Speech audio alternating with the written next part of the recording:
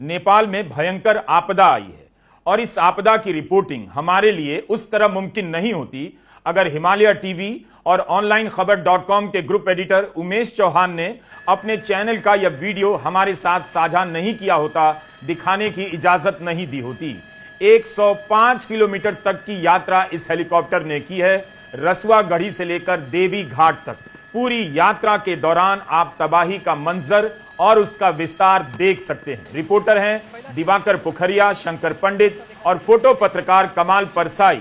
इन तीनों के हौसले की वजह से हम आपको दिखा पा रहे हैं कि नेपाल में जो आपदा आई है उसने इस इलाके को 105 किलोमीटर तक के इलाके को किस तरह प्रभावित किया है। यह वही रास्ता है जिसके जरिए ग्लेशियर फटने के बाद बर्फ, मिट्टी, कीचड़, चट्टान का मलबा बहते हुए आगे की तरफ बढ़ता चला गया। दिवाकर और शंकर दिखा रहे हैं कि इन रास्तों में बनी इमारतें, बाजार, खड़ी गाड़ियां, लोग, बस्तियां सब गायब नजर आ रही हैं। सड़क की सड़क गायब है, पूरा इलाका मिट्टी में सना नजर आ रहा है। कमाल परसाई जूम कर कर दिखा रहे हैं कि मकान के मकान, गाड़ियां, बसें कीचड़ में धंस गई हैं। अंदाजा मिल रहा है कि जान और माल का कितना बड़ा नुकसान हुआ है। इन सब की आधिकारिक संख्या, आधिकारिक आकलन करना कुछ दिनों की बात नहीं, काफी वक्त लग जाएगा।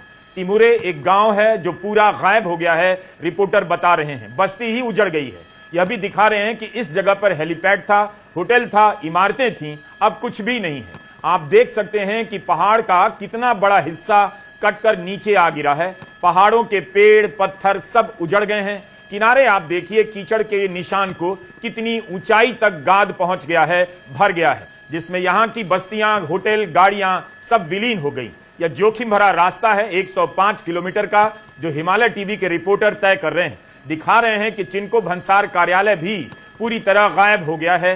रिपोर्टर बता रहे हैं कि इससे आगे चीन का इलाका है, वहां जाने की अनुमति नहीं, इसलिए अब आपको हेलीकॉप्टर मुड़ता हुआ दिखाई दे रहा है। चीन नेपाल सीमा क्षेत्र को नेपाल तरफ रसुआ तरफ क्षेत्र आप करीब से देख रहे हैं कि गाड़ियों की क्या हालत है। मकान की छत तक गाद भर गया है, मकान गाद में डूब गए हैं। यहां पर राहत के कार्य में लगा एक और हेलीकॉप्टर दिखाई दे रहा है जो लोगों के बीच पहुंचा है। नेपाल ने 200 से अधिक हेलीकॉप्टर राहत व बचाव कार्य में उतार दिए हैं। एक बार फिर से हेलीकॉप्टर यहां अपना रास्ता बदल रहा है और रसुआ गढ़ी बाढ़ से होता हुआ स्याफुरु बेसी तरफ की तरफ बढ़ता है। आप देख सकते हैं कि भूस्खलन के निशान दिख रहे हैं। स्याफुरु बेसी का बाजार, इसकी बस्ती की हालत देखिए, कितना कुछ बह गया है, गाद में दब गया होगा। सड़क की सड़क गायब है। बहुत सारे घर इस इलाके में सुरक्षित भी दिखाई देते हैं।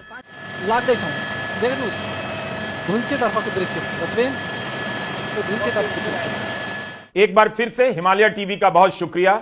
उनके रिपोर्टर के काम की वजह से हम आप दर्शकों को दिखा पा रहे हैं कि नेपाल में जो आपदा आई है उसका स्वरूप कैसा है, कितना विकराल है। इस आपदा में कई सारी पनबिजली योजनाएं ध्वस्त हो गई हैं। यह नेपाल के लिए बहुत बड़ा नुकसान है। मैलुम में यह हेलीकॉप्टर प्रवेश कर रहा है।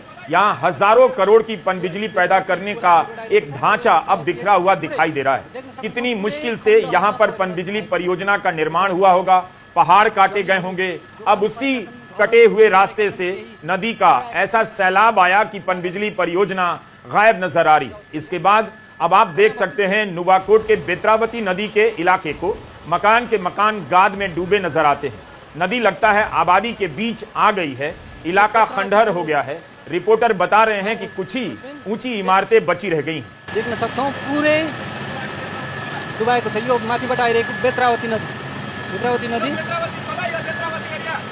यो बेत्रावती खोलाबाट आइरहेको छ र यो बेत्रावती एरिया पुरै देख्न सक्छौं पुरै खण्डहरमा परिणत भएको छ। यह नुवाकोट की एक जेल है जहां 800 से 900 कैदी बताए जाते हैं। इस तूफान में भी संयोग से यह जेल बच गया है, कैदी बच गए हैं। यह वही पुल है जिसके बहते हुए का वायरल वीडियो आपने देखा होगा। तो इस तबाही में कई सारे पुल इसी तरह गायब हो गए। बेहद जोखिम भरी रिपोर्टिंग है, लेकिन यह रिपोर्टिंग विनाश के स्केल को समझने में मदद करती है।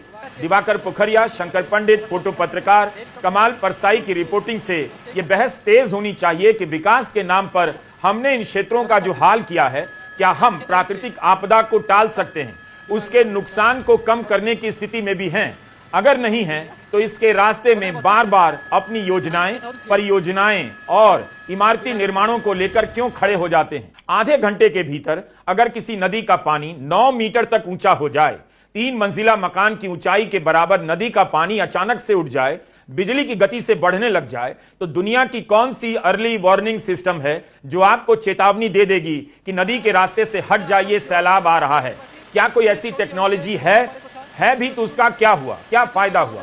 त्रिशूली नदी के किनारे बने पानी की मॉनिटरिंग करने वाले कई सारे सिस्टम इस सैलाब में बह गए हैं। किस तरह की तबाही हुई है इसका आकलन अभी किया जाता रहेगा, और ऐसा क्यों हुआ इसे लेकर अभी से विद्वान कई तरह के सवालों पर मंथन करने लगे हैं। वायरल वीडियो में आपने यह जगह देखी होगी। यह इलाका है चीन के अधिकार वाले तिब्बत क्षेत्र का। यह इमारत इमिग्रेशन सेंटर की है जो नेपाल और चीन की सीमा पर स्थित है। कैलाश मानसरोवर और गोसाई कुंड की यात्रा करने वाले लोग यहीं से गुजरते हैं। जिस नदी पर यह इमारत खड़ी है उसे लेंडे नदी कहते हैं। यही नदी आगे जाकर भोटे कोसी और त्रिशूली नदी में मिलती है, जिनकी बाढ़ के वीडियो वायरल है। दुनिया भर में वायरल इस सीसीटीवी फुटेज में आप देख रहे हैं कि पीछे से मलबे का सैलाब दौड़ा चला आ रहा है, पहाड़ की तरह ऊंचा उठता है और कुछ ही पल में इमिग्रेशन सेंटर को अपनी आगोश में ले लेता है, गायब कर देता है। यहां आसपास खड़ी कई सारी बसों के ऊपर मलबा भर जाता है। जब आप दिल्ली से चीन के दूतावास से वीजा लेकर यहां पहुंचते हैं तो इसी इमिग्रेशन चेक पॉइंट से निकलकर मानसरोवर की तरफ बढ़ते हैं। यही कारण है कि यहां पर बड़ी संख्या में भारतीय मौजूद थे। एक कारण और है, यह रास्ता गोसाई कुंड जाने का भी है, जहां रक्षाबंधन के दिन लोग पुराना जनेऊ बदलकर नया धारण करते हैं। 28 अगस्त को जनेऊ पूर्णिमा है। यहां बड़ी संख्या में लोग जमा होते हैं। नेपाल में आई फ्लैश फ्लड में लापता लोगों की गैर आधिकारिक संख्या 1500 से 2000 बताई जा रही है। आधिकारिक संख्या 800 से कुछ अधिक ही बताई गई है। इनमें 644 विदेशी पर्यटक हैं। मरने वालों की संख्या 289 पहुंच गई है। भारत के विदेश मंत्रालय ने कहा है कि 21 भारतीयों को बचाया गया है और ये सभी तमिलनाडु के हैं। 288 भारतीय अभी भी लापता बताए जा रहे हैं। मानसरोवर की यात्रा पर गए कुछ भारतीय चीन की तरफ फंसे हुए हैं। चीन ने कहा है कि नेपाल की तरफ उसके भी 100 से अधिक नागरिक लापता हैं। सारी संख्या बदल सकती है और बढ़ भी सकती है। बचाव के काम में 200 से अधिक हेलीकॉप्टर की मदद लगाई गई है। जीवित, मृत और घायल लोगों को निकालने का प्रयास किया जा रहा है। नेपाल के जवान गाद में डूबे लोगों को निकाल रहे हैं। यहां आप देख सकते हैं कि बचाव दल ने कंधे पर बिठाकर इन्हें निकाला है। इसी से अंदाजा मिलता है बचाव का काम कितना मुश्किल है। नेपाल की कोसे भाटी, त्रिशूली नदियों में जो पहाड़ों से खिसका मलबा आया, कई इलाकों में घुटने से ऊपर तक गाद भर गया है। नेपाली सेना, नेपाल प्रहरी और सशस्त्र प्रहरी बल नेपाल के 60,000 से अधिक जवान राहत कार्य में लगाए गए हैं। नेपाल की मदद के लिए दुनिया के हर देश को जुट जाना चाहिए। नेपाल की आपदा का संबंध भारत के इलाकों से भी है, इसलिए भारत को भी पूरी मदद करनी चाहिए। मगर इस बार भूकंप के समय जैसी गलती नहीं होनी चाहिए। अप्रैल 2015 में नेपाल में 9,000 से अधिक लोग मारे गए। उस समय भारत की मदद का गोदी मीडिया इतना ज्यादा ढिंडोरा पीटने लगा कि नेपाल की जनता को यह बात चुभ गई। गोदी मीडिया मोदी मोदी करने लगा था। आप उस समय की